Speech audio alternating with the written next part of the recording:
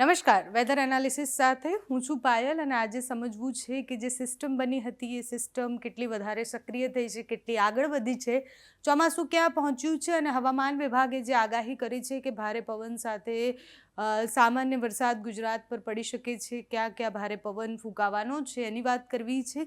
સૌથી પહેલાં વિંડીના માધ્યમથી જોઈએ તો આપણે જે સિસ્ટમની વાત કરી રહ્યા હતા એ સિસ્ટમ અહીંયા ક્યાંક સક્રિય છે અને હવામાન નિષ્ણાંતોનું એવું માનવું છે કે આ સિસ્ટમ જે છે એ ડીપ ડિપ્રેશન સુધી જશે, સાયક્લોનિક સ્ટ્રોમ નહીં બને, લો પ્રેશર સિસ્ટમ બની છે અને એ ધીરે ધીરે આગળ વધી રહી છે। અહીંયા ક્યાંક બનેલી સિસ્ટમ જો ધીરે ધીરે આગળ વધે છે, હજુ થોડા દિવસ લાગશે જો સમજતા કે એ સાયક્લોનિક સ્ટ્રોમ બને છે કે કેમ, પણ હવામાન નિષ્ણાંત અને હવામાન વિભાગનું એવું માનવું છે કે ચોમાસું આવે એની પહેલાં આવી અનેક સિસ્ટમો બનતી હોય છે અને આ સિસ્ટમ એટલી તીવ્ર નથી અને એટલું દબાણ નથી કે જેના કારણે એ સાયક્લોનિક સ્ટ્રોમમાં પરિવર્તિત થાય। એટલે સિસ્ટમ પહેલાં ડિપ્રેશનમાં જશે, પહેલાં તો કહેવાય કે લો પ્રેશર સિસ્ટમ, પછી એ ડિપ્રેશનમાં જશે, પછી ડીપ ડિપ્રેશનમાં જશે અને પછી જો એ તીવ્ર હોય તો એ સાયક્લોનિક સ્ટ્રોમમાં પરિવર્તિત થાય। પણ આ સિસ્ટમ એટલી તીવ્ર નથી, આ ડીપ ડિપ્રેશનના સ્ટેજ સુધી જશે, પણ એ જ્યાં સુધી ડીપ ડિપ્રેશનના સ્ટેજ સુધી જશે ત્યાં સુધી એ ધીરે ધીરે આગળ વધશે અને જ્યારે આગળ વધશે તો એની અસર ગુજરાત પર અચૂક થવાની છે, વરસાદ પડવાનો છે ગુજરાતમાં। આ સિસ્ટમ જો ગુજરાત પાસેથી પસાર થાય છે તો એ સિસ્ટમના કારણે ગુજરાતમાં વરસાદ પડશે, પ્રી મોન્સૂન એક્ટિવિટીનો વરસાદ બી પડવાની શરૂઆત થશે, પણ એનાથી થોડા દિવસ પહેલાં ભારે ગરમી પડવાની છે એવું હવામાન વિભાગનું કહેવું છે અને સાથે જ ભારે પવન ફૂંકાવાનો છે। હવામાન નિષ્ણાંત અંબાલાલ કાકાનું કહેવું છે કે કાચા મકાનોના છાપરા ઉડી શકે એટલો પવન ભારે ફૂંકાવાનો છે। ક્યાં ફૂંકાશે તો દરિયાકાંઠાના વિસ્તારો જે છે, સૌરાષ્ટ્રના અમુક ભાગોમાં અને દક્ષિણ ગુજરાતના અમુક ભાગોમાં જે કહેવાય કે ભારે પવન સાથે સામાન્ય છૂટો છવાયો વરસાદ પડી શકે છે। તમને અત્યારે પણ વાદળછાયું વાતાવરણ ગુજરાતમાં તમે અનુભવતા હશો કે તમે વાદળછાયું વાતાવરણ જોતા હશો અને સિસ્ટમના કારણે છે જે અસર તમને દેખાતી હશે।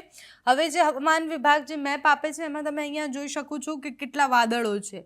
આ સિસ્ટમ જે અહીંયા આપણને ભીંડીમાં દેખાઈ રહી છે ધીરે ધીરે જ્યારે આગળ વધશે તો બધી જ જગ્યાએ વાદળછાયું વાતાવરણ અને ભારે પવન ફૂંકાવાનું છે। હવામાન વિભાગે કેટલી ગતિથી પવન ફૂંકાશે એના પણ આંકડાઓ આપી દીધા છે, ક્યાં ક્યાં ભારે પવન ફૂંકાઈ શકે છે એના પણ આંકડા આપ્યા છે, પણ જેમ જેમ સિસ્ટમ આગળ વધશે એમ એની અસર ગુજરાત પર થવાની છે।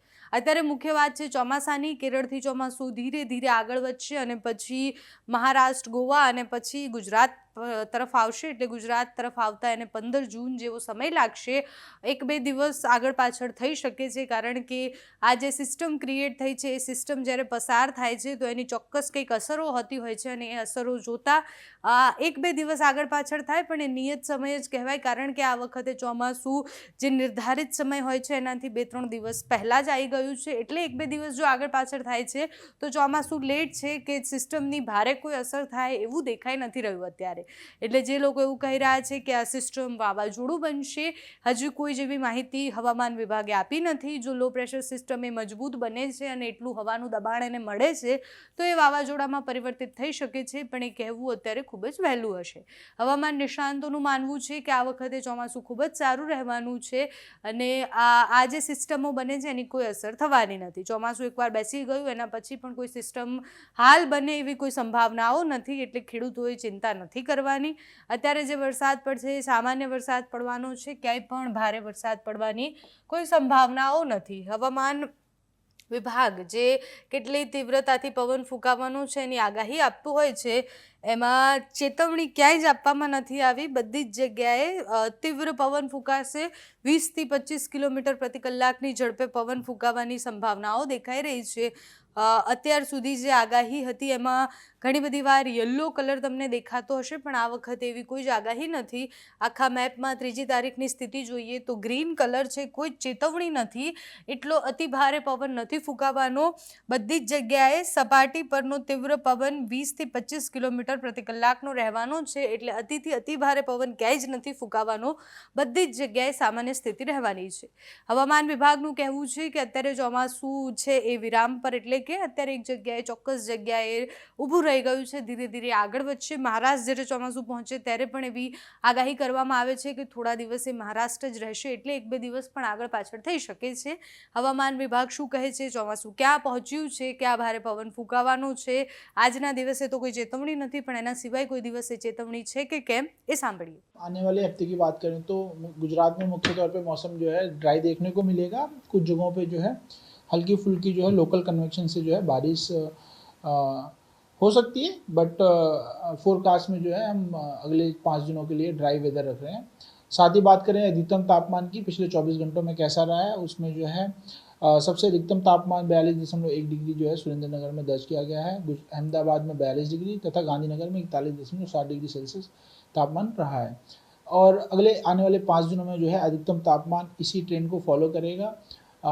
साथ ही साथ जो है अगले वीक में जो है तापमान जो है 1-2 डिग्री जो है कुछ जगहों पे बढ़त देखने को मिलेगी। तो अगले 5 दिनों के लिए जो है स्ट्रॉन्ग सरफेस विंड जो है पूरे गुजरात में देखने को मिलेंगी, जिनकी स्पीड जो है पहले 2 दिनों तक 20 से 25 है। उसके बाद जो है ग्रेडियंट थोड़ा स्टीप हो रहा है, उसकी वजह से जो है स्पीड को जो है 25 से 30 जो है रहने की किमी प्रति घंटे की स्पीड से जो है चलने की संभावना है। मानसून जो है 15 तारीख से 1-2 दिन पहले जो है गुजरात में एंटर करे, इसकी पूरी संभावना है, क्योंकि मानसून ने जो है इंडिया में भी जो है केरला में भी जो है दस्तक जो है 2 दिन पहले दे दी थी। और मानसून इस साल अच्छा रहेगा।